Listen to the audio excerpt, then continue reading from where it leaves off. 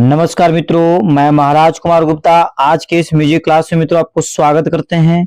हम उम्मीद करते हैं कि आप सभी का स्टेट या बीपीएससी टीआरई 3.0 का तैयारी जो है से म्यूजिक से आप लोगों को बहुत ही जबरदस्त तरीका से चल रहा है। इतने सारे बच्चे एक साथ जुड़ करके कमेंट्स में आप लोग आंसर देते हैं, इसके लिए सभी को दिल से धन्यवाद। मित्रों, आज की क्लास में हम लोग जो चर्चा करेंगे, बिहार से संबंधित जितने भी संगीतज्ञ हैं उनके जीवनी या नृत्य या जो भी गायन हो, उस सारे के सारे आज हम लोग इस क्लास में मित्रों जिक्र करेंगे। आप क्लास के अंतिम समय तक जरूर ज्वाइन किए हुए रहें, क्योंकि इस स्टेट में और बीपीएससी 3.0 में कंपलसरी बिहार से संबंधित प्रश्न आएंगे। अतः हम लोग को इसके बारे में डिटेल्स में जानना जरूरी है। मित्रों आपको बताते चले कि इस चैनल पर सुबह 8 बजे और रात्रि 8 बजे मेरा न्यू चैनल है दक्ष म्यूजिक क्लासेस, उस पर मित्रों म्यूजिक की क्लास चलाया जाता था। बिना समय गवाए हुए आज के प्रथम प्रश्न पर मित्रों लोग बारीकी से केयर करेंगे। आज का पहला प्रश्न मित्रों कि सियाराम तिवारी का संबंध किस घराने से है। अभी हम कुछ देर पहले आपको बता चुके थे कि जितने भी आज हम प्रश्न लाए हैं सभी के सभी प्रश्न बिहार से संबंधित है। ठीक है, तो प्रश्न मित्रों कि सियाराम तिवारी का संबंध किस घराने से है। ए में आपका दरभंगा घराना, बी में लखीसराय घराना, सी में बेतिया घराना और डी में बच्चों आपको डुमराव घराना। तो फर्स्ट आप कमेंट्स में आंसर दीजिए कि सियाराम तिवारी का संबंध किस घराने से है। मित्रों सभी प्रश्न आपके एग्जाम्स के लिए अति महत्वपूर्ण है, फटाफट आप कमेंट्स में आंसर डाला कीजिए। तो मित्रों इस प्रश्न का आंसर आपका हो जाएगा एप्पल दरभंगा। क्या हो जाएगा? दरभंगा। सियाराम तिवारी का संबंध किस घराने से है? तो दरभंगा घराने से है। अगला प्रश्न मित्रों, आप क्लास के अंतिम समय तक जुड़े हुए रहे, निश्चित रूप से आपको याद करवा देंगे। ठीक है, बिहार के वाद्य यंत्रों में किसको भी गिना जाता है, मतलब कौन सा ऐसा वाद्य यंत्र है जिसको बिहार के वाद्य यंत्रों मित्रों उसको स्थान मिल चुका है। ठीक है, ए में आपका है करताल, बी में है मित्रों मंदार चर्मपत्र, सी में है बच्चों आपका मंजीरा और डी में आपका है पखावज। तो बच्चों बताइए कौन सा ऐसा वाद्य यंत्र है जिसको पर्सनली बिहार के लिए भी जाना जाता है। ठीक है, तो बच्चों जिस प्रश्न का आंसर आपको आ रहा है उस प्रश्न का आंसर आप कमेंट्स में लगातार दिया कीजिए, ताकि कम समय में आपको अधिक से अधिक प्रश्नों का आंसर याद हो जाए। तो मित्रों बहुत अच्छा, इसी तरीके से आप लोग कमेंट्स में आंसर दिया कीजिए और इसे अपने स्टडी ग्रुप में जरूर शेयर कर दिया कीजिए, ताकि सभी बच्चे एक साथ सुबह 8 बजे और रात्रि 8 बजे क्लास को ज्वाइन कर सकें। तो मित्रों इस प्रश्न का आंसर हो जाएगा ऑप्शन नंबर बी, मंदार चर्मपत्र। ठीक है, अगला प्रश्न मित्रों ध्यान दीजिएगा, बिहार में किस लोक नृत्य का प्राचीन परंपरा रहा है। बिहार में किस लोक नृत्य का प्राचीन परंपरा रहा है, अर्थात कहने के मतलब बच्चों आपका इनमें से कौन सा ऐसा लोक नृत्य है जो बिहार में प्राचीन समय से चलते आ रहा अभी भी चल रहा है। बहुत सारे क्षेत्रों में, बिहार के बहुत सारे क्षेत्रों में अभी भी चल रहा है। ठीक है, सबसे ज्यादा मित्रों भोजपुर छपरा तरफ इसका प्रयोग ज्यादा होता है, इतना आपको हिंट हम कर दिए। जितने भी बच्चे भोजपुर रोहतास से जुड़े हुए उनको तो आपको डायरेक्ट आंसर इसका टिक आउट कर देना चाहिए। ए में है ऑर्केस्ट्रा, बी में कीर्तनम, सी में बच्चों आपको लौंडा नाच और डी में इनमें से कोई नहीं। ठीक है, इनमें से कोई नहीं होगा। ठीक है, इनमें से कोई नहीं। बताइए बच्चों फट से कमेंट्स में आंसर कि जिस प्रश्न का आंसर आपको आ रहा है उस प्रश्न का आंसर आप कमेंट्स में लगातार डाला कीजिए, ताकि आपको 100% याद हो जाए। तो मित्रों बिहार में किस लोक नृत्य का प्राचीन परंपरा रहा है, तो इस प्रश्न का आंसर हो जाएगा ऑप्शन नंबर सी, लौंडा नाच। मित्रों अभी भी भोजपुर में, छपरा में जो है से उधर भोजपुरी क्षेत्र में बच्चों बहुत ज्यादा इसको शादी के शुभ अवसर पर इस नृत्य को आयोजन किया जाता है। ठीक है, इस प्रकार बच्चों हम लोग अगले प्रश्न की ओर चलेंगे। डुमराव घराने से किनका संबंध है, मतलब इनमें से कौन से ऐसे व्यक्ति हैं जिनका संबंध डुमराव घराने से है। ए में आपका है मित्रों घनारंग, बी में है राम चतुर मलिक, सी में बच्चों आपका भिखारी ठाकुर, डी में है गिरजा देवी। तो बच्चों बताइए फर्स्ट आंसर कमेंट्स में कि डुमराव घराने से किन व्यक्ति का संबंध रह चुका है इनमें से। तो बच्चों इस प्रश्न का आंसर आपका हो जाएगा घनारंग, मतलब एप्पल आंसर आपका क्या है, सही है। इस प्रकार बच्चों हम लोग अगले प्रश्न की ओर चलेंगे। क्लास के अंतिम समय तक अब जरूर बने हुए रहें। बच्चों बताते चले कि बिस्मिल्लाह खां का जन्म कहाँ हुआ था। इस प्रश्न का आंसर आपको कमेंट्स में डालना अति आवश्यक है, क्योंकि बहुत ही हाईलाइटेड व्यक्ति हैं। ठीक है, इनको बिस्मिल्लाह खां को 2008 में भारत रत्न भी मिल चुका है। ठीक है, बिस्मिल्लाह खां क्या बजाते हैं? तो शहनाई बजाते हैं। क्या बजाते हैं बच्चों? सही जो है ऐसे शहनाई वादक है जो इंटरनेशनल लेवल पर अपना स्थान रखते हैं, और बहुत ही खुशी की बात है कि हमारे बिहार से ही बिलोंग्स करते हैं। तो बच्चों प्रश्न है कि बिस्मिल्लाह खां का जन्म कहाँ हुआ था? तो आपको बताते चलें कि ए में आपका बेतिया है, बी में भागलपुर है, सी में गया है और डी में आपका डुमराव है। बताइए क्या आंसर होगा कि बिस्मिल्लाह खां का जन्म कहाँ हुआ था? तो बच्चों आपको बताते चले कि बिस्मिल्लाह खां का जन्म जो हुआ था डुमराव में हुआ था। ऑप्शन नंबर डी क्या है? सही है, डी से डुमराव। और याद रखिए इसी तरीके से डी फॉर डॉग और डी मतलब डुमराव। अगला प्रश्न बच्चों कि अजीमाबाद किस वाद्य के लिए मशहूर था? अजीमाबाद कहने के मतलब बच्चों कि पहले प्राचीन समय में मुगलों के शासन काल में पटना को अजीमाबाद के नाम से जाना जाता था। या कभी भी एग्जाम में पूछ सकता है कि पटना को और किस नाम से जाना जाता था? तो मित्रों अजीमाबाद, या फिर पुरुषपुर भी इसको बोला जाता था, पाटलिपुत्र भी बोला गया है। ठीक है, अभी वर्तमान समय में पटना बोला जाता है। तो अजीमाबाद किस वाद्य के लिए मशहूर था? ए में आपका ढोलक, बी में पखावज, सी में बच्चों तबला और डी में आपका करताल। बताइए मित्रों क्या आंसर होगा कि अजीमाबाद किस वाद्य के लिए मशहूर था? तो बच्चों इस प्रश्न का आंसर हो जाएगा तबला के लिए। ठीक है, अजीमाबाद किस वाद्य के लिए मशहूर था? तो तबला वादक के लिए बच्चों मशहूर था। इस प्रकार अगले प्रश्न की ओर हम लोग चलेंगे। रामचतुर मल्ली का संबंध किस घराने से रहा है? रामचतुर मल्ली का संबंध किस घराने से रहा है? ए में आपका मित्रों ऑप्शन है गया, बी में है भागलपुर, सी में है दरभंगा और डी में बच्चों आपका बेतिया। बताइए कमेंट में फर्स्ट आंसर कि रामचतुर मल्ली का संबंध किस घराने से रहा है।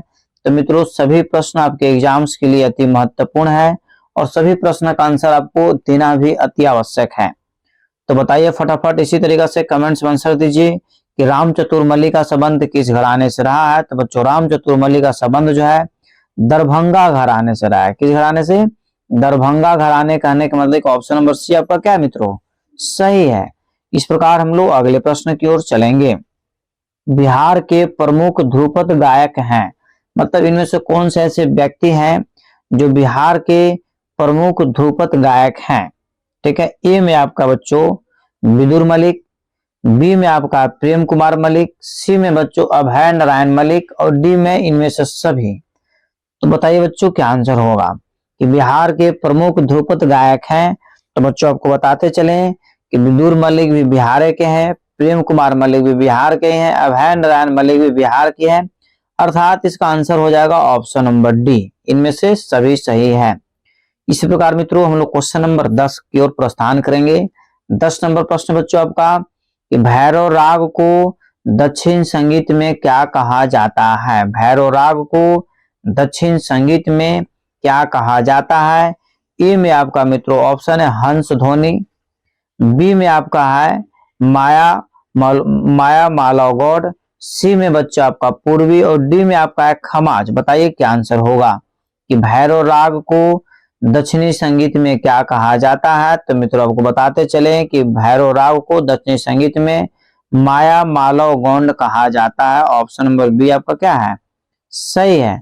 इस प्रकार मित्रों हम लोग क्वेश्चन नंबर 11 की ओर चलेंगे। भोजपुरी के शेक्सपियर कौन कहे जाते हैं? जैसे इंग्लिश ग्रामर का पिता जो है आपको विलियम शेक्सपियर साहब को बोला जाता है। ठीक है, तो वही प्रश्न मित्रों कि भोजपुरी के शेक्सपियर कौन कहे जाते हैं?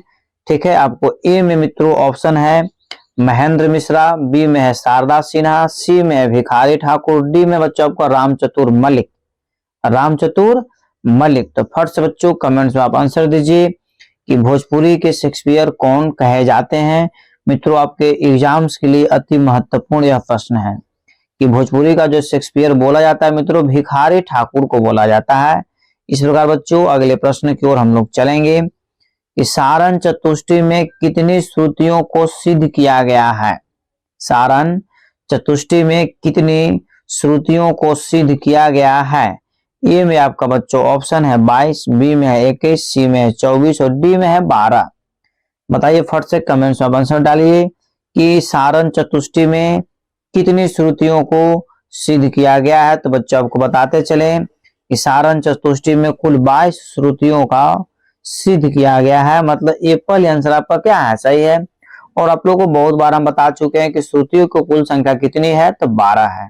श्रुतियों की कुल संख्या कितनी है, तो 12 है। ठीक है, आज थोड़ा सा मित्रों हम समय इसलिए ले रहे हैं क्योंकि यह बिहार से संबंधित सारे के सारे प्रश्न है, तो आपके एग्जाम में पूछने की चांस बहुत ज्यादा बनता है, इसलिए आपको समय भी दे रहे हैं और आप आराम से इसको तैयारी भी हो जाएगा। तो मित्रों प्रश्न है, भरत ने अचल वीणा को क्या कहा है, भरत साहब ने अचल वीणा को क्या कहा है। ए में आपका मित्रों है अध्रुव वीणा, बी में ध्रुवा वीणा, सी में बच्चों दोनों, और डी में इनमें से कोई नहीं। तो बताइए कमेंट्स में आंसर फट शब्द दीजिए कि भरत ने अचल वीणा को क्या कहा है। तो बच्चों आपका प्रश्न है सामने, इसका आंसर हो जाएगा आपको ध्रुवा वीणा, मतलब ऑप्शन नंबर बी क्या है, सही है कि भरत ने अचल वीणा को क्या कहा है, तो ध्रुवा वीणा कहा है। अगला प्रश्न मित्रों, कि गोपाल मिश्रा किस घराने के प्रवर्तक माने जाते हैं, गोपाल मिश्रा किस घराने के प्रवर्तक माने जाते हैं। ए में आपका बच्चों ऑप्शन है लखीसराय, बी में भागलपुर, सी में बच्चों गया और डी में बेतिया। हम इतना आपको हिंट्स जरूर करेंगे कि आपको इसका आंसर बहुत ही जो है से लकी है। ठीक है, अब इतना सब समझ सकते हैं कि आंसर क्या होगा, इतना आपको हिंट कर दिया। अब कमेंट में फटाफट आंसर दीजिए कि गोपाल मिश्रा किस घराने के प्रवर्तक माने जाते हैं, तो बहुत ही इसका आंसर लकी है, अर्थात लखीसराय। ये पल आंसर बच्चों क्या हो जाएगा, सही हो जाएगा। ठीक है, कि गोपाल मिश्र जो थे लखीसराय घराने के प्रवर्तक माने जाते हैं। बच्चों अगला प्रश्न है, पाणिनि को बिहार के किस स्थान का निवासी माना जाता है। बताइए कितना अच्छा प्रश्न है कि पाणिनि जैसे व्यक्ति भी बिहार से संबंध रखें और बिहार में उनका जो निवास स्थान भी माना जाता है। ऐसे ऐसे हमारे विद्वान आर्यभट्ट हो गए, ठीक है, जो पूरा दुनिया को शून्य देने का काम किए। ठीक है, इस प्रकार इस प्रश्न का आंसर आप कमेंट्स में जरूर दीजिए कि पाणिनि को बिहार के किस स्थान का निवास माना जाता है। ए में आपका है गया, बी में है मनेर, सी में बच्चों नवादा और डी में है नालंदा। तो बताइए मित्रों क्या आंसर होगा कि पाणिनि साहब को बिहार के किस स्थान का निवासी माना जाता है। तो मित्रों इस प्रश्न का आंसर आपको कमेंट्स में जरूर देना है, क्योंकि इस प्रश्न एक इतना ज्यादा जरूरी आपके एग्जाम्स के लिए है जितना आपके लिए भोजन और पानी जरूरी है। तो मित्रों पाणिनि साहब को मनेर, मतलब ऑप्शन बी क्या हो जाएगा, सही। पाणिनि साहब जो है मनेर के निवासी थे। इस प्रकार अगला प्रश्न है कि भारत ने प्रमाण श्रुति किस स्वर के अंतर को माना है। भारत साहब ने, ठीक है, प्रमाण श्रुति किस स्वर के अंतर को माना है। ए में आपका मित्रों श्रुति संख्या 17 से 15 है, बी में 23 से 22 है, सी में बच्चों 17 से 16 है, डी में इनमें से कोई नहीं। तो बताइए बच्चों क्या आंसर होगा। इतना आपको जरूर हम हिंट्स करेंगे कि या तो आंसर होगा ए या तो आंसर होगा सी, क्योंकि श्रुति को कुल संख्या 22 बताया गया है। और बी में बच्चों आपका 23 देखिए ऑप्शन में दिया, 23 से 22 तो हो नहीं सकता है। या तो आंसर होगा ए या तो आंसर होगा सी। बताइए कमेंट्स में आंसर आप थोड़ा सा देखिए, अपना प्रेजेंट माइंड भी लगाया कीजिए, तभी एग्जाम निकलेगा। ठीक है, टीचर के भरोसे बैठने से आपको कुछ नहीं होने वाला है। चाहे हम पढ़ा रहे हैं, चाहे कोई भी शिक्षक से आप म्यूजिक पढ़ रहे हो, म्यूजिक कोर्स कर रहे हैं, तो आप शिक्षक के भरोसे रहिएगा तो आपका रिजल्ट होने वाला नहीं। खुद का माइंड एक्टिव करना पड़ेगा, मेरा बात मानिए। तो भारत ने परमाणु श्रुति की स्वर के अंतर को माना है। तो मित्रों इसका आंसर हो जाएगा 17 से 16, ऑप्शन नंबर सी क्या है, सही है। बच्चों पेड फॉर पीडीएफ एक हम कोर्स चला रहे हैं, उसके माध्यम से बच्चों आप हमसे जैसे ई बुक या पीडीएफ बच्चों आप हमसे प्राप्त कर सकते हैं। ठीक है बच्चों, प्रश्न है कि झिझिया कहाँ का प्रसिद्ध लोक नृत्य है। झिझिया कहाँ का प्रसिद्ध लोक नृत्य है। तो बच्चों इस प्रश्न का आंसर आपको डायरेक्ट वे में दे देना चाहिए, क्योंकि टॉपिक ही हम चला रहे हैं। आप जान रहे हैं कि टॉपिक किसके बारे में चल रहा है, तो उसका वही आंसर होगा। ठीक है, कि झिझिया कहाँ का प्रसिद्ध लोक नृत्य है। ए में आपका बच्चों हो जाएगा पश्चिम बंगाल, बी में झारखंड, सी में बिहार और डी में कर्नाटका। तो बच्चों इस प्रश्न का आंसर आपका हो जाएगा अपना बिहार, ऑप्शन नंबर सी क्या है, सही है। कि झिझिया कहाँ का प्रसिद्ध लोक नृत्य है। तो मित्रों बिहार का जो है लोक नृत्य है झिझिया। इस प्रकार मित्रों क्वेश्चन नंबर 18 पर हम लोग चलेंगे कि बिहार का मुख्य नृत्य कौन सा है। बिहार का मुख्य नृत्य कौन सा है। तो बच्चों ए में आपका जो ऑप्शन है जट जाटिन, बी में गरबा, सी में बच्चों आपका कुचिपुड़ी और डी में है कथकली। तो बताइए मित्रों क्या आंसर होगा कि बिहार का मुख्य नृत्य कौन सा है। तो बच्चों को बताते चले, गरबा गुजरात का है, कुचिपुड़ी आंध्र प्रदेश का है, कथकली केरला का है।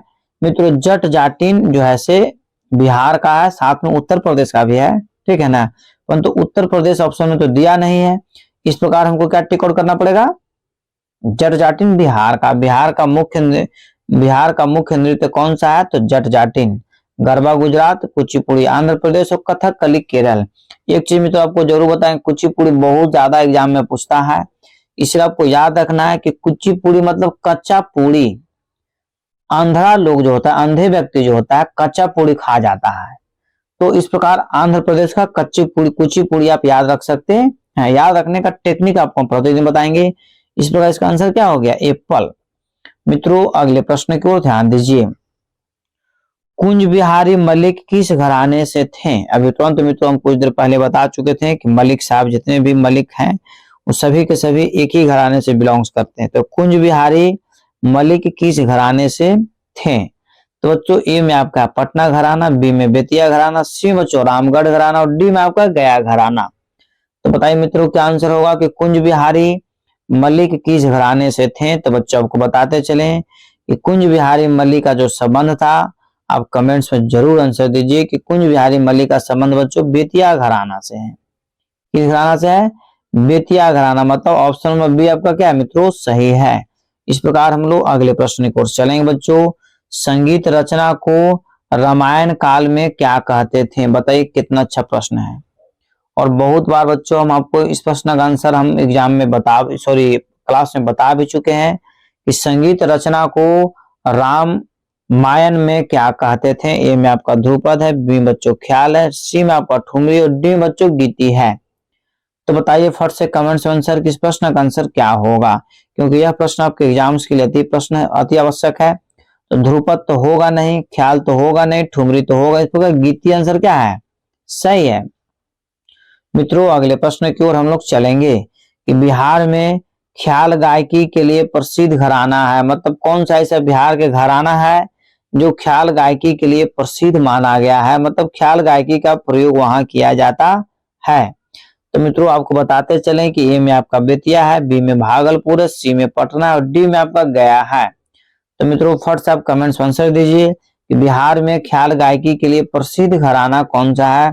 तो मित्रों जिस प्रश्न का आंसर आपको आ रहा है उस प्रश्न का आंसर आप कमेंट्स में तुरंत दीजिए, क्योंकि जिस प्रश्न का आंसर आप कमेंट्स में डाल देते हैं, यदि सही हो गया तो वाह वाह, यदि गलत हो गया तो आपको पुनः वह याद हो जाएगा। नहीं, इस प्रश्न का आंसर हम उस समय इसका टिक आउट किए, तो आज मेरा ये आंसर सही टिक आउट करना है। तो मित्रों इस प्रश्न का आंसर आपका हो जाएगा बिहार में ख्याल गायकी के लिए प्रसिद्ध घराना है। तो मित्रों इसका आंसर आपका हो जाएगा ऑप्शन नंबर बी भागलपुर। ठीक है, भागलपुर जो है से ख्याल गायकी के लिए प्रसिद्ध माना जाता है।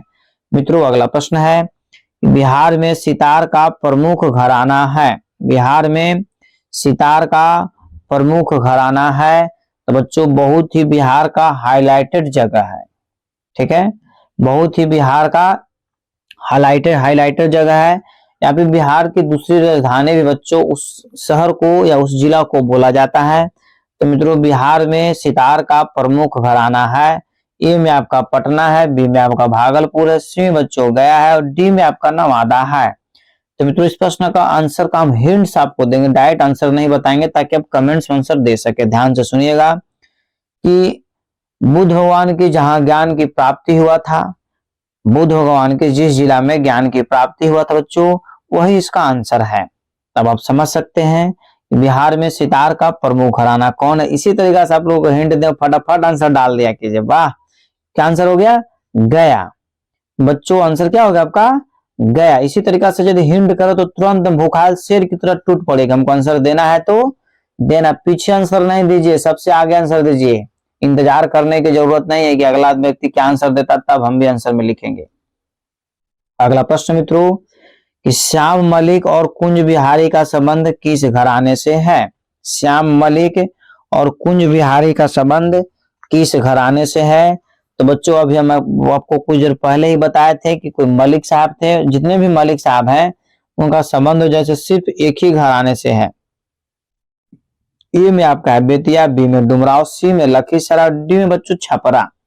बताइए बच्चों क्या आंसर होगा कि श्याम मलिक और कुंज बिहारी का संबंध किस घराने से है।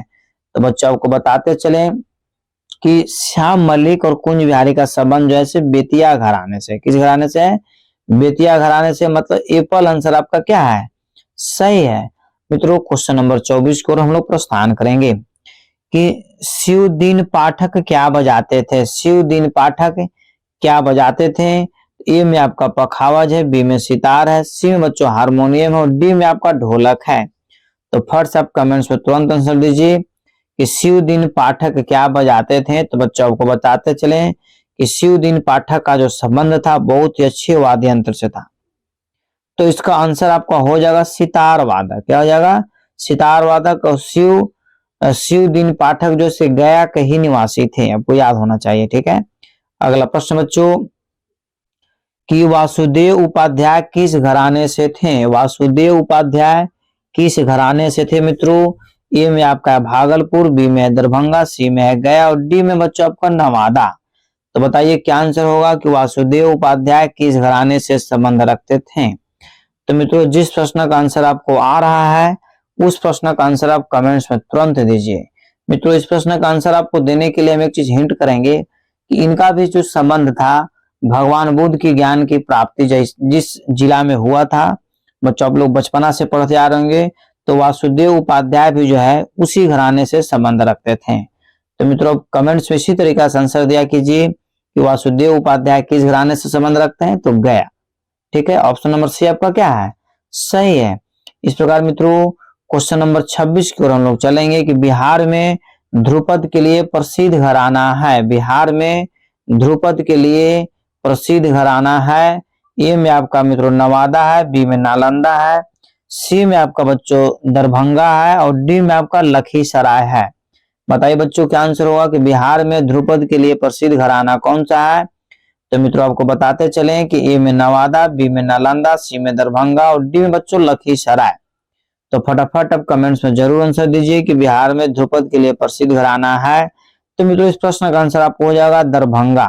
ठीक है, दरभंगा घराना जो है ध्रुपद के लिए प्रसिद्ध माना जाता है और गया घराना किस लिए? तो सितार वादक के लिए प्रसिद्ध है। इस प्रकार मित्रों अगले प्रश्न की ओर हम लोग चलेंगे कि पन्ना लाल उपाध्याय किस घराने से हैं। अति महत्वपूर्ण प्रश्न बच्चों कि पन्ना लाल उपाध्याय किस घराने से हैं।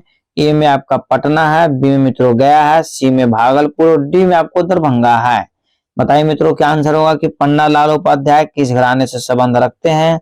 तो मित्रों जिस प्रश्न का आंसर आपको आ रहा है उस प्रश्न का आंसर आप कमेंट्स में तत्काल डाल दिया कीजिए, ताकि जिस प्रश्न का आंसर बच्चों आप कमेंट्स में लिख देते हैं वो आपको 100% याद हो जाएगा। तो मित्रों पन्ना लाल उपाध्याय जो थे आपको गया घराने से संबंध रखते थे। किस घराने से? गया घराने। कहने का मतलब ऑप्शन में बी आपका क्या है? सही है। इस प्रकार मित्रों अगले प्रश्न की ओर हम लोग चलेंगे कि तबला के पूर्व बाज का प्रमुख केंद्र बिहार में कहाँ रहा है। तबला के पूर्व बाज का प्रमुख केंद्र बिहार में कहाँ रहा है। ए में आपका पटना है, बी में नालंदा है, सी में बेतिया, डी में बच्चों गया है। तो बताइए मित्रों क्या आंसर होगा। सभी प्रश्न आपके एग्जाम्स के लिए अति महत्वपूर्ण है मित्रों, इसीलिए आपको क्लास के अंतिम समय तक जरूर जुड़े हुए रहने की जरूरत है। तो तबला के पूर्व बाज का प्रमुख केंद्र बिहार में कहाँ रहा है। तो मित्रों इस प्रश्न का आंसर आपको हो जाएगा पटना। अभी हम थोड़ा देर पहले याद करिएगा, हम बताए थे कि कौन सा ऐसा शहर है, ठीक है, सॉरी ये प्रश्न नहीं था, कि अजीमाबाद जैसे किस वाद्य यंत्र के लिए प्रचलित था। तो तबलावाद के लिए। याद आ रहा है? तबलावाद के लिए बताए थे हम। तो वही आपको क्वेश्चन को पलट दिया कि तबला के पूर्वबाज का प्रमुख केंद्र बिहार में कहाँ रहा है। तो पटना में। अभी हम बताए थे मित्रों कि अजीमाबाद को जैसे वर्तमान समय में पटना के नाम से जाना जाता है। इस प्रकार प्रश्न का आंसर क्या हो गया? एप्पल। देखिए सभी प्रश्न का निचोड़ अब ध्यान से सुना कीजिए ताकि आपको कम समय में ज्यादा क्वेश्चन कवरेज हो सकता है। शारदा सिन्हा का जन्म किस जिले में हुआ था। शारदा सिन्हा तो भाई अपने परिचय के लिए मोहताज तो है नहीं। छठ माह का इतना भयानक, तो आपको याद होना चाहिए कि जो शारदा सिन्हा है मित्रों छठ माह का इतना अच्छा गीत गाए हैं कि छठ माह का जब भी बिहार में 2 उत्सव मनाए जाते हैं तो किसी का गाना बजे चाहे नहीं बजे, शारदा सिन्हा का गाना एकदम निश्चित है कि बजना है तो बजना है। ठीक है, तो मित्रों प्रश्न है कि शारदा सिन्हा का जन्म किस जिले में हुआ था। फटाफट कमेंट्स में आंसर दीजिए, क्योंकि इनके बारे में आंसर देना आपका प्रथम उत्तरदायित्व तो बनता है। तो मित्रों इसका ए में आपका भागलपुर, बी में है सुपौल, सी में बच्चों बेगूसराय और डी में आपका पटना। तो बताइए क्या आंसर होगा। इसी तरीका से आप लोग कमेंट्स में आंसर दिया कीजिए, गलती से डरने की जरूरत नहीं है। तो मित्रों बहुत ही छोटा जिला सुपौल से हमारे बीच जो है मेहनत करके पूरा बिहार में छा गई थी। पूरा बिहार में ही नहीं कहिए, बल्कि जितने भी स्टेट में जहां जहां भी बच्चों छठ माँ का पर्व होता है, वहां जो है से शारदा जी का एकदम गाना बजना ही बजना है। ठीक है, जिस छठ पूजा में या जिस छठ घाट पर समझिए कि शारदा सिन्हा का गाना नहीं बजा, समझ लीजिए कि वहां छठ पूजा हुआ ही नहीं, इस तरीका से लगता है। इस प्रकार अगले प्रश्न की ओर हम लोग चलेंगे। गीत के अंतिम स्वर को सारंग देव ने क्या नाम दिया है। गीत के अंतिम स्वर को सारंग देव ने क्या नाम दिया है। ए में आपका विन्यास स्वर, बी में उपन्यास स्वर, सी में मित्रों हंस स्वर और डी में आपका अंश स्वर। बताइए कमेंट्स में फर्स्ट आंसर कि गीत के अंतिम स्वर को सारंग देव ने क्या नाम दिया है। तो बच्चों फर्स्ट आप कमेंट्स में आंसर दिया कीजिए, जिस प्रश्न का आंसर आपको आ रहा है उस प्रश्न का आंसर आप कमेंट्स में तुरंत दिया कीजिए। तो गीत के अंतिम स्वर को सारंग देव ने क्या नाम दिया है, तो विन्यास का नाम दिया। एप्पल आंसर क्या है, सही है। ठीक है बच्चों, इस प्रकार हम लोग अगले प्रश्न की ओर चलेंगे। सभी प्रश्न का आंसर आप कमेंट्स में जरूर लिखा कीजिए। वर्ष 2015 में बिहार सरकार शारदा सिन्हा को कौन सा पुरस्कार दिया। अति महत्वपूर्ण प्रश्न है। वर्ष 2015 में बिहार सरकार शारदा सिन्हा को कौन सा पुरस्कार दिया। ए में आपका बच्चों ऑप्शन है रामचतुर मलिक पुरस्कार, बी में है बिहार केसरी, सी में बच्चों आपका बिहार विभूषण और डी में आपका है सिने यात्रा पुरस्कार। ठीक है, तो बताइए क्या आंसर होगा कि 2015 में बिहार सरकार ने शारदा सिन्हा को कौन सा पुरस्कार से नवाजा। तो बच्चों इस प्रश्न का आंसर आप कमेंट्स में तत्काल दीजिए। तो इसका आंसर हो जाएगा सिने यात्रा पुरस्कार, मतलब डॉग आंसर क्या है, सही है। बच्चों इस प्रकार हम लोग अगले प्रश्न की ओर चलेंगे। अगला प्रश्न मित्रों कि जाति के अंतिम स्वर को भरत ने क्या कहा। जाति के अंतिम स्वर को भरत ने, अंतिम स्वर यहाँ पर होगा, अंतिम स्वर को भरत ने क्या कहा। ए में आपका विन्यास स्वर, बी में बच्चों न्यास स्वर, सी में वादी स्वर और डी में आपका अनुवादी स्वर। तो बताइए कमेंट में फर्स्ट आंसर कि जीत नहीं गीत होगा, गीत के, ठीक है, गीत के अंतिम स्वर को भरत ने क्या कहा है। तो मित्रों इस प्रश्न का आंसर आपका हो जाएगा बहुत अच्छा। इसी तरीके से आप लोग आंसर जरूर दिया कीजिए, तो न्यास स्वर हो जाएगा। ठीक है, गीत के अंतिम स्वर को भरत साहब ने क्या कहते हैं, तो न्यास कहते हैं। ठीक है, मतलब इस प्रकार हम लोग अगले प्रश्न की ओर चलेंगे। अगला प्रश्न मित्रों कि डोमकच एक और, ठीक है, डोमकच का एक और नाम क्या है। डोमकच का एक और नाम क्या है। तो मित्रों ए में आपको जलुआ है, बी में आपको जट जाटिन हो जाएगा, सी में बच्चों विदेशिया और डी में आपका इनमें से कोई नहीं। तो मित्रों आप कमेंट्स में फर्स्ट आंसर दिया कीजिए कि डोमकच का एक और नाम क्या है। तो बच्चों इस प्रश्न का आंसर आपको कमेंट्स में जरूर देना चाहिए, क्योंकि आप सभी बच्चे बिहार से जुड़े हुए हैं और बिहार के बारे में ही आज हम जिक्र कर रहे हैं। तो इस प्रकार मित्रों डोमकच का एक और नाम क्या है। तो मित्रों जलुआ, मतलब एप्पल आंसर क्या है, सही है। डोमकच मित्रों का नृत्य है जो बहुत सारे व्यक्ति एक साथ मिल करके, माने कोई इसमें स्टेप वगैरह नहीं रहता है, डायरेक्ट वे में लोग नृत्य का आनंद लेता है, उसी को मित्रों डोमकच नृत्य बोला गया है। अगला प्रश्न बच्चों कि संगीत दर्पण के टीकाकर थे, मतलब संगीत दर्पण पर टीका किसने लिखा। संगीत दर्पण के टीकाकर कौन थे, अर्थात कहने का मतलब बच्चों कि संगीत दर्पण पर टीका किसने लिखा। तो ए में आपका रंगनाथ कुलकर्णी, बी में अहोबल साहब, सी में मित्रों श्रीनिवास साहब और डी में आपका सारंग देव।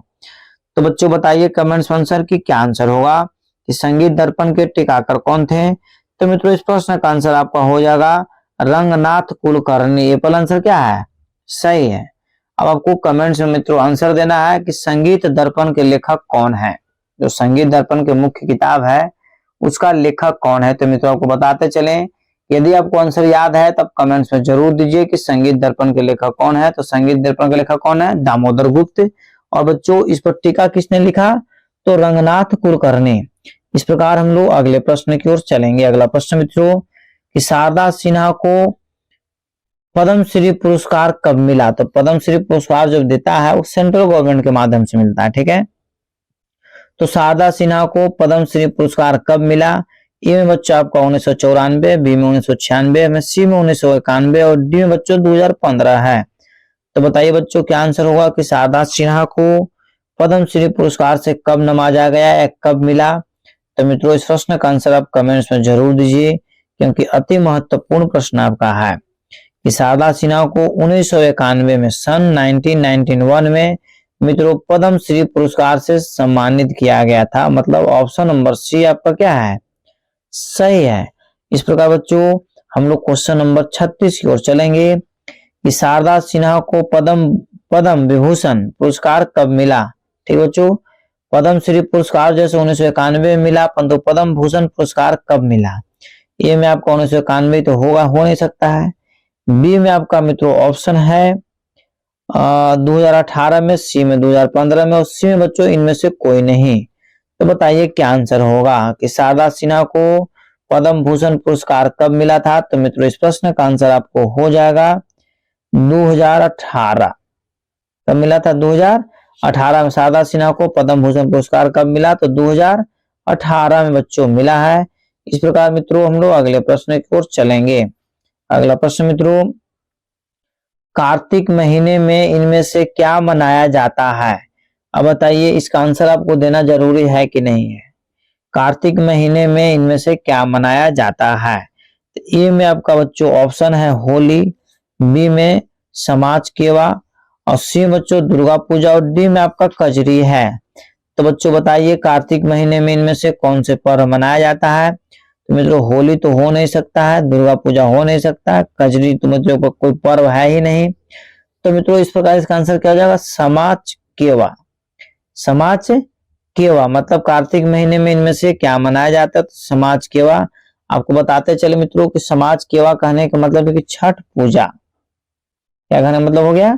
छठ पूजा। अगला प्रश्न बच्चों कि ध्यान दीजिएगा कि संगीत रत्नाकर में संवादी स्वरों का अंतिम कितना माना गया है? संगीत रत्नाकर में संवादी स्वरों का अंतर कितना माना गया है? ए में आपका है 4 से 6, बी में 5 से 7, सी में बच्चों 8 से 12 और डी में 9 से 13। तो बताइए बच्चों क्या आंसर होगा कि संगीत रत्नाकर में संवादी स्वरों का अंतर कितना माना गया है? तो मित्रों इस प्रश्न का आंसर आपका हो जाएगा, बारीकी से केयर कीजिए कि 8 से 12। 8 से 12 कहने का मतलब है कि ऑप्शन नंबर सी 100% सत्य है कि संगीत रत्नाकर में संवादी स्वरों का अंतर कितना माना गया है? तो 8 से 12 अंतर माना गया है। इस प्रकार बच्चों अगले प्रश्न की ओर चलेंगे। अगला प्रश्न अति महत्वपूर्ण है कि बिहार कोकिला के नाम से किनको जाना जाता है? अब भारत कोकिला तो जान ही रहे हैं कि उनका जल्दी में ही निधन हुआ है, ठीक है, लता मंगेशकर जी का। तो बिहार कोकिला के नाम से किसे जाना जाता है? ए में आपका मित्रों विंध्यवासिनी देवी, बी में शारदा सिन्हा, सी में बच्चों कल्पना और डी में है देवी। तो मित्रों स्वर कोकिला जो बोला जाता है भारत के लिए, तो आपको अभी तुरंत हम बताया कि लता मंगेशकर जी को बोला जाता है, परंतु बिहार कोकिला इनमें से कौन आंसर सही है? फर्स्ट से बच्चों कमेंट्स में आप आंसर दीजिए कि बिहार कोकिला के नाम से किन्हें जाना जाता है? तो मित्रों इस प्रश्न का आंसर हो जाएगा विंध्यवासिनी देवी। बहुत ही इनका आवाज जो है सुरीला है, ठीक है। आप इनके गाना को यूट्यूब पर आप सुन सकते हैं या और बहुत जगह इनका गाना अवेलेबल रहता है, ठीक है। बिहार कोकिला के नाम से किनको जाना जाता है? तो विंध्यवासिनी देवी को। इस प्रकार बच्चों अगले प्रश्न की ओर हम लोग चलेंगे कि वह राग जो एक थाट से दूसरे थाट में प्रवेश करता है, वह राग जो एक थाट से दूसरे थाट में प्रवेश करता है उसको क्या बोलते हैं? मित्रों इस प्रश्न का आंसर हम बहुत बार आपको बता चुके हैं और आपको 100% याद भी होना चाहिए कि जो राग एक थाट से दूसरे थाट में प्रवेश कर जाता है, ए में आपका मित्रों संधि प्रकाश राय तो हो नहीं सकता है। बी में बच्चों आपका ऑप्शन है स्वर विन्यास, सी में बच्चों परमेल प्रवेशक और डी में आपका इनमें से कोई नहीं। तो बताइए बच्चों क्या आंसर होगा। वह राग जो एक थाट से दूसरे थाट में प्रवेश करता है उसको परमेल प्रवेशक राग बोला जाता है। ऑप्शन नंबर सी मित्रों आपका क्या है, सही है। इस प्रकार मित्रों हम लोग अगले प्रश्न की ओर चलेंगे कि विदेशिया नाटक किन की कृति है। विदेशिया नाटक किन की कृति है। मित्रों आपको बताते चले कि विदेशिया नाटक इतना अच्छा नाटक है, इसको हम लोग मंच पर प्रदर्शन किए विदेशिया नाटक को। इसमें एक महिला को जो प्रदंडित किया जाता था और उसके बारे में इसमें बहुत ही जैसे पौराणिक ख्याल का इसमें वर्णन किया गया है। ठीक है, तो इस प्रश्न का आंसर हम लोग को जानना अति आवश्यक है कि विदेशिया नाटक किन की कृति है। तो मित्रों ए में आपका कर्पूरी ठाकुर, बी में बच्चों विद्यापति, सी में मैथिली शरण गुप्त और डी में आपका भिखारी ठाकुर। तो बताइए बच्चों क्या आंसर होगा कि विदेशिया नाटक किन की कृति है। तो मित्रों इस प्रश्न का आंसर आपका हो जाएगा option number D Bhikhari Thakur. क्या आंसर हो जाएगा, भिखारी ठाकुर। बताते चले बच्चों कि विदेशिया नाटक का जो हीरोइन जिसको मुख्य पात्र बोला जाता है उसका नाम है अमली। पूछता है बच्चों एग्जाम में कि विदेशिया नाटक का प्रमुख पात्र कौन थे, तो अमली। और मित्रों प्रमुख जो हीरो का एक्टर कौन था, तो बटोहिया। आपको याद होना चाहिए बच्चों उस व्यक्ति का नाम है बटोहिया और जो लड़की है उसका नाम है अमली। इस प्रकार हम लोग अगले प्रश्न की ओर चलेंगे। अगला प्रश्न बच्चों कि प्राचीन काल में स्वरों के छोटे छोटे समूह को क्या कहते थे। इस प्रश्न का तो आंसर हम बहुत बार बता चुके हैं कि प्राचीन काल में, ठीक है, स्वर के छोटे छोटे समूह को क्या कहते थे। ए में अस्थाई है, बी में बच्चों अंतरा है, सी में अभोग है, डी में बच्चों इनमें से कोई नहीं। तो बताइए मित्रों क्या आंसर होगा कि प्राचीन काल में स्वरों के छोटे छोटे समूह को क्या कहते थे। तो मित्रों इस प्रश्न का आंसर आपको हो जाएगा, उसको अस्थाई बोला जाता था। अस्थाई मतलब एप्पल आंसर क्या है, सही है। इस प्रकार मित्रों हम लोग अगले प्रश्न की ओर चलेंगे। ध्यान दीजिएगा बारीकी से कि मैथिली भाषा में मिथिला रामायण किसने लिखा था। मैथिली भाषा में मिथिला रामायण किसने लिखा था। ए में आपका बच्चों ऑप्शन है मैथिली शरण गुप्त, बी में बच्चों आपको चंदा झा, सी में है श्यामा प्रसाद कृष्णा और डी में बच्चों आपका ऑप्शन है चंद्रचूड़ राय। तो बताइए क्या आंसर होगा कि मैथिली भाषा में मिथिला रामायण किसने लिखा था। तो मित्रों जिस प्रश्न का आंसर आपको आ रहा है उस प्रश्न का आंसर आप कमेंट्स में जरूर दीजिए ताकि कम समय में आपका आंसर कैप्चर हो जाए और आपका एग्जाम 100% निकल जाएगा। तो मित्रों मैथिली भाषा में मिथिला रामायण किसने लिखा, तो चंदा झा। ऑप्शन नंबर बी आपका क्या है, सही है। एक चीज आपको हम जरूर बोलेंगे कि जब भी पढ़ा कीजिए एक ग्रुप में पढ़ा कीजिए। जिस तरीका से इतने सारे बच्चे एक साथ जुड़ करके एक ग्रुप यूनिटी आप लोग बना लिए हैं, इसके लिए सभी को दिल से धन्यवाद। एक चीज और सूचना देंगे, इस क्लास को अपने स्टडी ग्रुप में प्रतिदिन शेयर कर दिया कीजिए। जैसे ही क्लास चालू होता है 8 बजे प्रतिदिन में तो शेयर कर दिया कीजिए ताकि सभी बच्चे एक साथ क्लास को ज्वाइन करें और सभी बच्चे एक साथ कमेंट्स आंसर दें।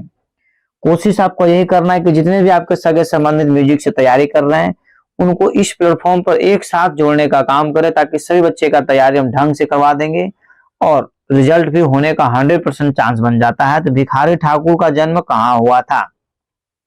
फट से बच्चों कमेंट्स में आंसर दीजिए कि भिखारी ठाकुर का जन्म कहाँ हुआ था। ए में आपका है भागलपुर, बी में है पटना, सी में बच्चों छपरा और डी में आपका है नालंदा। तो बच्चों बताइए कमेंट्स में आंसर दीजिए कि भिखारी ठाकुर का जो जन्म हुआ था कहाँ हुआ था। तो मित्रों जिस प्रश्न का आंसर आपको आ रहा है उस प्रश्न का आंसर आपको हम देने के लिए कुछ समय इसीलिए छोड़ देते हैं। तो भिखारी ठाकुर का जो जन्म हुआ था छपरा में हुआ था। ठीक है, कहाँ हुआ था, छपरा में हुआ था। बच्चों एक चीज आपको बताते चले कि एक सीरियल चलता है भाभी जी घर पर हैं, भाभी जी घर पर है, उसमें विभूति नारायण एक एक्टर है, उनका बार बार जिक्र होता है बच्चों कि हम छपरा यूनिवर्सिटी का टॉपर स्टूडेंट है, फिर भी बेचारा नल्ला बना हुआ रहता है, ऐसा एक्टिंग किया है। इस प्रकार बच्चों अगले प्रश्न की ओर हम लोग चलेंगे। राग बसंत का गायन समय है। राग बसंत का गायन समय है मतलब राग बसंत को मित्रों कौन सी प्रहर में गाया जाता है। आपको बताते चलें कि संगीत में कुल प्रहर की संख्या कितनी है, 8 है। तो राग बसंत का गायन समय क्या है, तो ए में आपका है रात्रि का अंतिम प्रहर, बी में है मध्याह्न, सी में बच्चों रात्रि का प्रथम प्रहर और डी में बच्चों मध्य रात्रि। तो बताइए बच्चों क्या आंसर होगा कि राग बसंत का गायन समय क्या है। तो बच्चों जिस प्रश्न का आंसर आपको आ रहा है उस प्रश्न का आंसर आप कमेंट्स में तुरंत डाला कीजिए ताकि 100% आपका रिजल्ट निश्चित हो जाए। तो बच्चों राग बसंत का गायन समय जो है रात्रि का अंतिम प्रहर है। इसी तरीका से आप लोग जैसे ही हम क्वेश्चन को रिलीज करते हैं बच्चों, आप तुरंत जो है से भूखे हुए शेर की तरह एकदम मांस खाने के लिए, जैसा भी आपको भूख लगा हुआ हो मकबका करके क्वेश्चन पर टूट पड़ी है, फटाफट आंसर देना शुरू। इंतजार नहीं करना है कि अगला व्यक्ति आंसर देगा तब हम आंसर देंगे, आप शुरुआत कीजिए। बच्चों प्रश्न है कि प्राचीन काल में जो स्वर से गायन प्रारंभ करते थे उसे क्या कहते हैं। ठीक है, प्राचीन काल में जो स्वर से गायन प्रारंभ करते थे उसे क्या कहते हैं। ए में आपका अनुवादी, बी में बच्चों ग्रह, सी में विवादी और डी में बच्चों प्रारंभिक।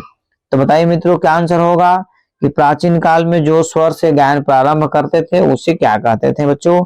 तो इस प्रश्न का आंसर आपको हो जाएगा, उसको ग्रह बोला जाता था। क्या बोला जाता था, ग्रह। मतलब ऑप्शन बी आपका क्या है, सही है। मित्रों आपको घबराने की जरूरत नहीं है, एग्जाम की इतना नजदीक आ चुका है, इसलिए हम लोग जैसे कुछ टाइम लेकर के आपको डीपली बताने की कोशिश कर रहे हैं। ठीक है, ताकि आपका रिजल्ट निश्चित रूप से निकल जाए। प्रश्न मित्रों कि अंश स्वर को आधुनिक काल में क्या कहा जाता है। बच्चों को बताए थे कि अंश स्वर उसको बोलते हैं जो गायन के अंतिम समय में इसका प्रयोग होने की चांस ज्यादा रहता है। अंश स्वर को आधुनिक काल में क्या कहा जाता है। ए में आपका मित्रों ऑप्शन है ग्रह, बी में बच्चों न्यास, सी में वादी और डी में बच्चों संवादी। तो आपको एक चीज जरूर हिंट करेंगे इस प्रश्न का आंसर बताने के लिए कि अंश स्वर को आधुनिक काल में क्या कहा जाता है। तो मित्रों हम हिंट आपको कर रहे, ध्यान दीजिएगा। राग में या गायन में सबसे अधिक प्रयोग इसका होता है, ये चारों में से सबसे अधिक प्रयोग जैसे उसी का होता है। आप समझ सकते हैं कि सबसे ज्यादा इसमें से ऑप्शन के अनुसार किसका प्रयोग सबसे ज्यादा होता है। तो मित्रों वादी स्वर का प्रयोग जैसे सबसे ज्यादा होता है, मतलब ऑप्शन सी क्या है, सही है। इस प्रकार बच्चों अगले प्रश्न की ओर हम लोग चलेंगे। अगला प्रश्न मित्रों कि गिटार का भारतीय संगीत में आगमन कब माना जाता है। अति महत्वपूर्ण प्रश्न आपका है कि गिटार का भारतीय संगीत में आगमन कब माना जाता है। ए में आपका 1925, बी में 1950, सी में बच्चों प्रारंभ से और डी में आपको 1901। तब कमेंट्स में तुरंत आंसर दीजिए कि गिटार का भारतीय संगीत में आगमन कब माना जाता है। तो बच्चों आप फट से कमेंट्स में आंसर दिया कीजिए कि गिटार का जो भारतीय संगीत में आगमन जो हुआ है 1925 में हुआ है। कब हुआ है, 1925 में। ठीक है, आपको बच्चों घबराने की जरूरत नहीं है, आप क्लास को अंतिम समय तक आप जरूर ज्वाइन किए हुए रहें ताकि कम समय बच्चों आपका आंसर 100% याद हो जाए। तो मित्रों इस प्रकार हम लोग अगले प्रश्न की ओर चलेंगे। अगला प्रश्न बच्चों कि सितार बजाने के लिए किसका प्रयोग किया जाता है। बहुत ही अति महत्वपूर्ण प्रश्न है कि सितार को बजाने के लिए बच्चों आप किसका प्रयोग करिएगा, छड़ी का, गज का या मिजराब का, या इनमें से कोई नहीं। तो बताइए बच्चों क्या आंसर होगा कि सितार बजाने के लिए किसका प्रयोग किया जाता है। तो मित्रों आपको बताते चलें कि इस प्रश्न का आंसर आपको बहुत बार बता चुके हैं और फट से कमेंट्स में आंसर दीजिए। आप लोग इतने सारे बच्चे एक साथ कमेंट्स में आंसर देते हैं, हमको भी देखकर बहुत खुशी अंदर से महसूस होता है, इतने सारे बच्चे जुड़े हुए हैं। अतः आप इसको और चैनल को ग्रोथ करने के लिए बच्चों सपोर्ट करने के लिए अधिक से अधिक लोगों को जरूर शेयर करें ताकि आप हमें सपोर्ट करें, हम भी आपको 100% सपोर्ट करेंगे। तो बच्चों सितार बजाने के लिए किसका प्रयोग किया जाता है, तो मिजराब का। ऑप्शन नंबर सी आपका क्या है, सही है। इस प्रकार बच्चों क्वेश्चन नंबर 50 की ओर हम लोग चलेंगे।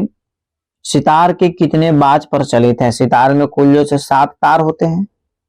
सितार में कुल कितने तार होते हैं, 7 तार होते हैं। तो आपको बताना है कि सितार के कितने बाज प्रचलित हैं। प्रश्न यही है कि सितार के कितने बाज प्रचलित हैं। ए में आपका 3 है, बी में 2 है, सी में बच्चों 5 है और डी में आपका 7। तो बताइए मित्रों क्या आंसर होगा कि सितार के कितने बाज प्रचलित है। तो बच्चों आपको बताते चले कि सितार के कुल 2 बाज प्रचलित हैं। अब दोनों को आपको कमेंट्स में आंसर देना है कि सितार के 2 बाज प्रचलित है तो कौन कौन है। तो मित्रों इस प्रकार इस प्रश्न का आंसर क्या हो जाएगा, ऑप्शन नंबर बी। मित्रों आज का अंतिम प्रश्न की ओर हम लोग चलेंगे कि भिखारी ठाकुर का संबंध किससे है। बताइए भिखारी ठाकुर का संबंध किससे है। ए में आपका सुगम संगीत, बी में है कर्नाटक संगीत, सी में बच्चों आपका पाश्चात्य संगीत और डी में आपका है इनमें से कोई नहीं। तो बताइए मित्रों क्या आंसर होगा कि भिखारी ठाकुर का संबंध किससे है। तो बच्चों इस प्रश्न का आंसर आप कमेंट्स में तुरंत दिया कीजिए। और बच्चों पेड फॉर पीडीएफ एक कोर्स चल रहा है, आप इस नंबर के माध्यम से आप हमसे कांटेक्ट कर सकते हैं, ठीक है, 55 लिखा हुआ है। तो बच्चों इसका आंसर आपका हो जाएगा कि भिखारी ठाकुर का संबंध किससे है। तो मित्रों सुगम संगीत से। एप्पल आंसर आपका क्या है, सही है। इस प्रकार मित्रों आज का क्लास यहीं पर समाप्त किया गया। यदि आप स्टेट यदि क्वालिफाई करना चाहते हैं, बीपीएससी 3.0 में तो क्वालिफाई करना चाहते हैं, तो मित्रों दिए हुए इस व्हाट्सएप नंबर पर आप हमसे कांटेक्ट करें, फोन करें। आपको डायरेक्ट मित्रों आपको पीडीएफ प्रोवाइड करवा दिया जाएगा। ई बुक की तरह मित्रों हम पीडीएफ तैयार किए हैं, जिसमें कम समय में आपको अधिक से अधिक प्रश्नों को तैयारी करवा दिया जाएगा। अतः आप इस कोर्स को जरूर खरीद ले 199 रुपीज में। बच्चों यदि इस चैनल पर पहली बार विजिट कर रहे हैं तो चैनल को भी तुरंत सब्सक्राइब कर ले बच्चों, लाइक भी कर ले और इसे अपने स्टडी ग्रुप में जरूर शेयर करें। इसे हमको प्रतिदिन कहने की जरूरत ना हो, आप प्रतिदिन जरूर शेयर किया कीजिए। और इतने सारे बच्चे मिल करके कमेंट्स में आप लोग आंसर दिए, इसके लिए सभी को दिल से धन्यवाद। और सबसे मेरा रिक्वेस्ट भी है, ऑर्डर भी है कि सभी बच्चे सुबह 8 बजे और रात्रि 8 बजे क्लास को जरूर ज्वाइन करें। और जैसे कमेंट्स में भी आंसर देना ही नहीं कि सिर्फ ज्वाइन कर लेना, जो कि मतलब नहीं है। कमेंट्स में प्रतिदिन आपको आंसर देना है। तब तक के लिए स्वस्थ रहिए, मस्त रहिए। एक बार प्रेम से बोलिए भारत माता की जय।